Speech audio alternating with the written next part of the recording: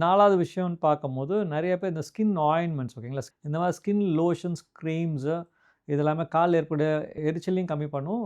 ரத்த தேக்கத்தோட அளவையும் கீழேருந்து மேல மசாஜ் பண்ணும்போது இம்ப்ரூவ்மெண்ட் இருக்கும். பட் உள்ளுக்குள் இருக்கக்கூடிய பேசிக்கா இருக்கக்கூடிய டிஃபெக்ட்ட கரெக்ட் பண்றதுக்கான வாய்ப்புகள் இந்த ஆயின்மெண்ட்ஸ்க்கும் கிடையாது. ஸோ நீங்க இதனால என்னன்னா, இந்த மருந்து மாத்திரைலாம் கண்டிப்பா நீங்க யூஸ் பண்ணிக்கலாம்.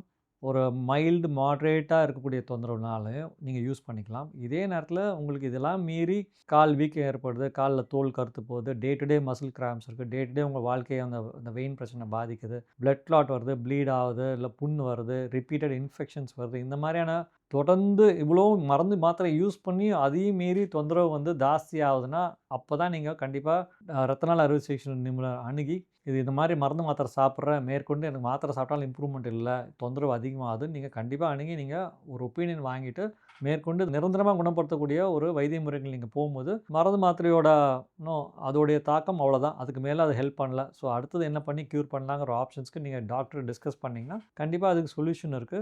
மேற்கொண்டு அத குணப்படுத்தி கம்ப்ளீட்டா ஃபுல் கியூர் குடுக்குற அளவுக்கு வைத்திய முறைகள் வந்துருச்சு. வெறும் மருந்து மாத்திரை ஆயின்மென்ட் மட்டுமே நீங்க நம்பிட்டு காம்ப்ளிகேஷன்ல போய் லேண்ட் ஆகணுங்கிற அவசியம் இன்னைக்கு கிடையாது. வைத்தியம் பண்ணி குணப்படுத்தக்கூடிய ஒரு வாய்ப்ப நீங்க இழந்துற வேணாம்.